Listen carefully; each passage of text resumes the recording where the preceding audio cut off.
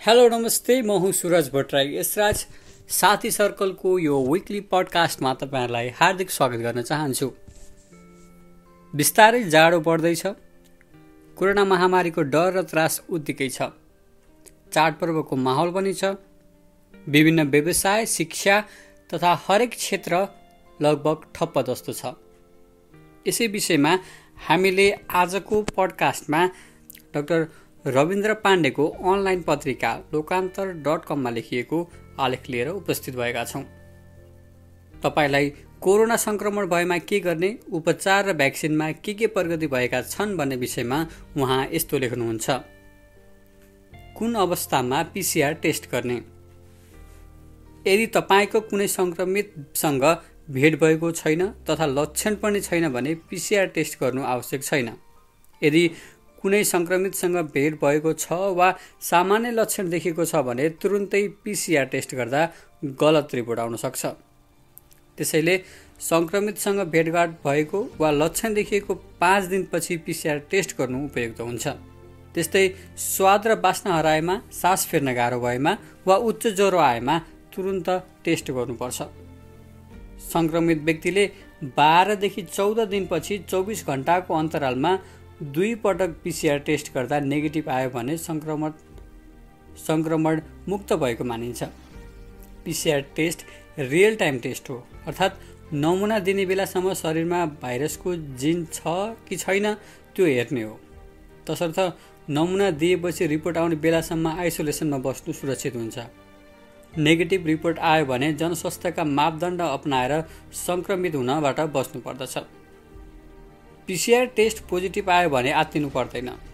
सन्तुलित आहार, पर्याप्त निन्द्रा, हल्का व्यायाम, लक्षण अनुसारको उपचार तथा रोग प्रतिरोधात्मक क्षमता बढाउने vitamin C, zinc, vitamin D, गुर्जो, अश्वगन्धा, तुलसी, दालचिनी, जेठी मधु, त्रिकटु आदिको चिकित्सकको परामर्श अनुरूप सेवन गर्नु स्वास्थ्यकर हुन्छ। कसैले पनि आफ्नै वा युट्युब, सामाजिक सञ्जाल हेरेर तथा नन मेडिकल व्यक्तिले दिएको सल्लाह अनुसार औषधि सेवन गर्न हुँदैन। लक्षण व्यवस्थापन कसरी गर्ने? हाम्रो शरीरको नर्मल तापक्रम 98.4 डिग्री फरेनहाइट अर्थात् 37 डिग्री सेल्सियस हो।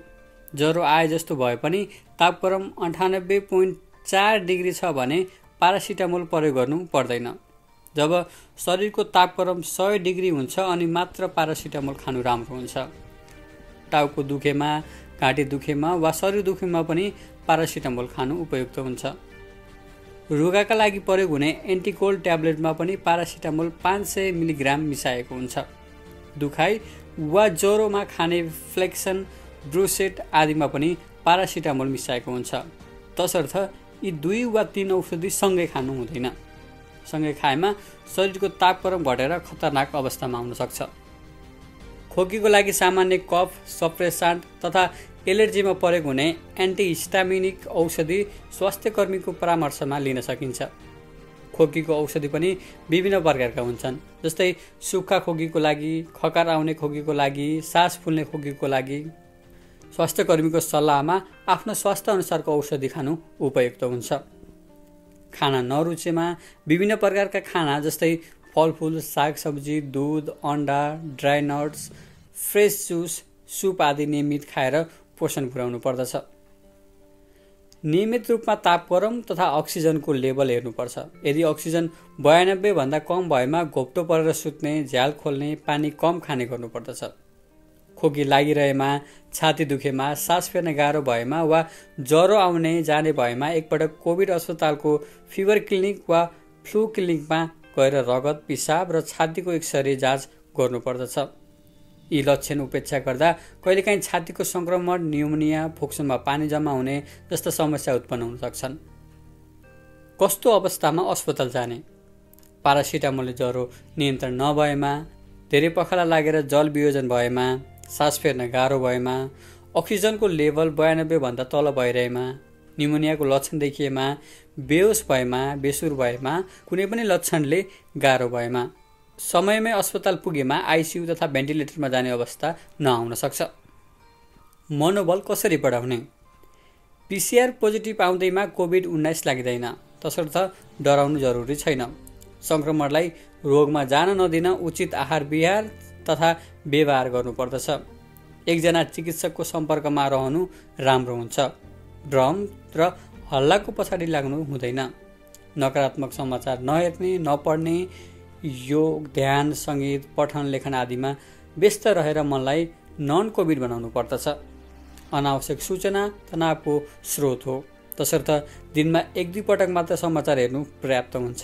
संक्रमित र मृतकको सङ्ख्या सुनेर डर मान्नु पर्दैन। हरेकको शरीर छुट्टै प्रकृति र इम्युनिटीको हुन्छ। आधिकारिक सूचना र सल्लाहमा विश्वास गर्ने बानीको विकास गर्नुपर्दछ। हामीलाई कोरोना भाइरससँग डर लागेको होइन, हाम्रो डर मृत्यु हो, उपचारमा आउन सक्ने शास्ति हो। नेपालको सन्दर्भमा हेर्ने हो भने यसको मृत्यु दर 0.6% मात्र छ।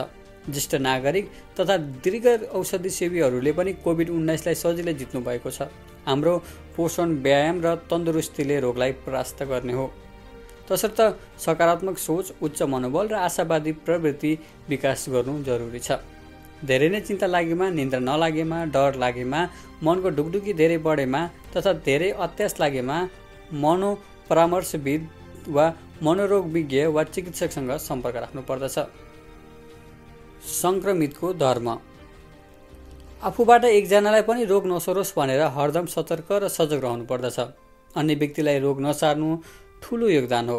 यसबाट मनमा पोजिटिभ भाइब उत्पन्न हुन्छ, जसले गर्दा आफूलाई पनि सन्तुष्टि मिल्छ। त्यस्तै आफूसँग सम्पर्क भएका व्यक्तिलाई संक्रमित भयो भनेर खबर गर्नुपर्दछ। उहाँहरूलाई संक्रमण भएको 5 दिनपछि PCR टेस्टका लागि अनुरोध गर्नुपर्दछ। होम आइसोलेसनमा बसेका बेला जम्मा भएको 4 दैनिक पोलिथिन ब्यागमा एयर टाइट हुने गरेर राख्ने अनि त्यसको 72 घण्टापछि मात्रै फोहोर सङ्कलन गर्ने ठाउँमा दिनुपर्दछ। निको भएपछि कोठाका हरेक सामान, कपडा, बिस्तारा तथा कोठालाई संक्रमण रहित बनाएर छोड्नुपर्दछ। आफू निको भएको 2 हप्तापछि रक्तविज्ञसँग सम्पर्क गरेर प्लाज्मा दान गर्यौँ भने अन्य व्यक्तिको जीवन बच्छ। प्लाज्मा दान गर्दा स्वास्थ्यमा कुनै पनि असर पर्दैन। छिमेकी तथा आफन्तको धर्म। कतैबाट शरीरमा भाइरस प्रवेश गर्नु कुनै पाप तथा अनैतिक कार्य होइन। हामी जो कोहीलाई जुनसुकै बेला भाइरस सङ्क्रमण हुन सक्छ। संक्रमितलाई माया, प्रेम र ख्यालको जरुरी हुन्छ। त्यस्तो अवस्थामा संक्रमितलाई समय समयमा समस्या सोध्ने तथा केही परे हामी छौँ भनेर ढाडस दिनु आवश्यक हुन्छ। परिवार नै संक्रमित भएको छ भने वा कुनै एक्लै बसेको व्यक्तिसँग संक्रमित भएमा ठुलो समस्या हुन्छ। त्यो अवस्थामा छिमेकी तथा आफन्तले खानेकुरा, औषधि आदिको व्यवस्था गरिदिनुपर्छ। गाह्रो भएमा एम्बुलेन्स बोलाएर अस्पताल पठाउने, खर्चको अभाव भएकालाई समुदायले पैसा उठाएर सहयोग गर्ने, अस्पतालमा रहँदा पनि सम्पर्क गरिरहने तथा उसले काम गर्ने ठाउँमा उपचार र छुट्टीका लागि अनुरोध गर्ने लगायतका अमूल्य सहयोग गर्न सकिन्छ। यस्तो आत्मीय व्यवहार र सहयोगले संक्रमितको मनोबल बढ्छ, समुदायमा प्रगाढ सम्बन्ध विकास हुन्छ तथा भविष्यमा आफूलाई गाह्रो परेमा धेरै सहयोगी हात हुन्छन्। असहायलाई सहयोग गर्नु भन्दा ठुलो धर्म अरू केही छैन। संक्रमितको अर्को PCR टेस्ट। 14 दिन होम आइसोलेसनमा बसेपछि PCR टेस्ट गर्नु राम्रो हुन्छ। यदि नेगेटिभ आयो भने भाइरस मुक्त भएको अवस्था थाहा हुन्छ। पोजिटिभ आएमा CT भ्यालु 30 भन्दा माथि छ भने त्यो नेगेटिभ सरह नै हो। नष्ट भएका भाइरसका टुक्रा, अवशेष आदिका कारण पोजिटिभ देखिएको हो। यो अवस्थामा अरूलाई संक्रमण सर्दैन तथा आफूलाई पनि हानि गर्दैन। थप 1 हप्ता प्राणायाम, अनुलोम विलोम लगायतका श्वास प्रश्वासका अभ्यास गर्ने, घाम ताप्ने, पोसिलो खाना खाने तथा तनावरहित समय बिताएर टेस्ट गर्दा नेगेटिभ आउँछ। यदि गर्दा पनि पोजिटिभ देखियो तर आफूलाई लक्षण छैन भने फेरि परीक्षण गर्नु पर्दैन।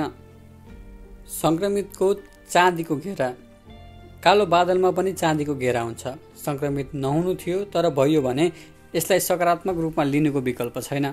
एकपटक संक्रमण भएपछि हाम्रो शरीरमा कोरोना भाइरस विरुद्धको एन्टिबडी बनेको हुन्छ। अहिलेसम्मको अध्ययन अनुसार उक्त एन्टिबडीले 3-4 महिना काम गर्छ।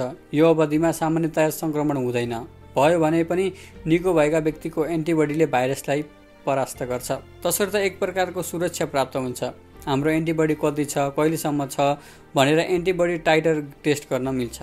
यो भाइरस नयाँ भएको तथा पर्याप्त अध्ययन नभएकाले निको भए पनि जनस्वास्थ्यका मापदण्ड अनिवार्य रूपमा पालना गर्नुपर्दछ। उपचारका आशा लाग्दो प्रगति। कोभिड-19 को उपचारमा चिकित्सा विज्ञानले फड्को मारिरहेको छ। कोभिडको कारण भित्री अङ्गमा रगत जम्ने समस्यामा एन्टिकोगुलेन्ट्स औषधि तथा प्लाज्मा थेरापी पनि उपयोगी वरदान साबित भएका छन्। अन्य देशमा मोनोक्लोनल एन्टिबडीको पनि सफल प्रयोग भइरहेको छ। यस्तै भिटामिन सी, डी तथा जिङ्कको प्रयोगले चिकित्सा बनाउनेको सङ्ख्यालाई निकै घटाएको छ। गुर्चो, अश्वगन्धा, जेठी मधु, त्रिकटु लगायतका हर्बल मेडिसिनले पनि गम्भीर हुनेको सङ्ख्या घटाएको छ। भारत, चीन, श्रीलङ्का, मदागास्कर लगायतका देशमा यी हर्बल मेडिसिनको अनुसन्धान र तेस्रो चरणको क्लिनिकल ट्रायल भइरहेको छ।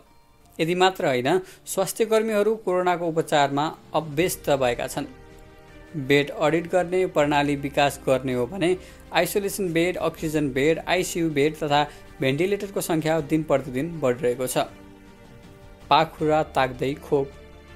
विश्वका करिब 200वटा ल्याबमा कोरोना भाइरस विरुद्धको खोप निर्माण भइरहेको छ। यीमध्ये 36वटा खोपको सुरक्षा तथा मात्रा प्रमाणित भएको छ। 14वटा खोपको प्रभावकारिता पुष्टि भएको छ। 11वटा खोप ठुलो सङ्ख्यामा परीक्षण भइरहेको छ भने 6वटा खोप सीमित जनसङ्ख्यामा लगाइएको छ। पछिल्लो रिपोर्ट अनुसार चीनका 3वटा खोप, बेलायतको अक्सफोर्ड युनिभर्सिटी एस्ट्राजेनेकाको खोप, अमेरिकाको मोडेर्ना बायोटेक, फोसुन, फाइजरको संयुक्त खोप गरेर 6वटा खोप अन्तिम चरणको रिजल्टपछि स्वीकृतिको चरणमा पुग्नेछन्। खोपको माग, प्रोडक्सन, प्याकिङ तथा वितरणको लागि WHO, युनिसेफ, गाभी, कोभ्याक्स, सेपी लगायतका सङ्घ संस्थाले आवश्यक तयारी गरिरहेका छन्। चीनमा 3वटा कम्पनीबाट ठुलो मात्रामा खोप उत्पादन हुने, भारतमा विभिन्न देशको खोप प्लान्टमा काम भइरहेको गाभी नामक संस्थाले 20% खोप अल्प विकसित राष्ट्रका लागि सुरक्षित गरेको तथा चीन, भारत, रुस लगायतका देशले नेपालमा खोप उपलब्ध गराउन इच्छुक रहेको अवस्थामा खोप आएपछि नेपालले छिटो खोप पाउने अवस्था छ। चीन र भारतको भू राजनीति तथा खोप कूटनीतिका कारण पनि नेपाल प्राथमिकतामा देखिएको छ। सरकारले यी खोप कम्पनी, उत्पादक देश तथा अन्तर्राष्ट्रिय सङ्घ संस्थाहरूसँग निरन्तर सम्पर्क र संवादमा रहेर 3 करोड नेपालीका लागि आवश्यक डोज सुनिश्चित गर्नुपर्दछ। अहिले हामीले जनस्वास्थ्य विज्ञ डाक्टर रविन्द्र पाण्डेजीले कोरोना भाइरसको समयमा के कसरी बच्ने, भइहालेमा कसरी सुरक्षित रहने र अरूलाई पनि कसरी सुरक्षित रहन सहयोग गर्ने तथा भ्याक्सिन सम्बन्धी के प्रगति भइरहेका छन् भन्ने विषयमा छोटो लेख प्रस्तुत गऱ्यौँ। तपाईहरुलाई हाम्रो कार्यक्रम कस्तो लाग्दैछ, के कस्तो सुधार ल्याउन आवश्यक छ, कृपया हामीलाई सल्लाह सुझाव दिन नबिर्सिनुहोला। हामी अर्को पडकास्टमा फेरि पनि आउनेछौँ। आजलाई पनि बिदा दिनुहोस्। नमस्ते।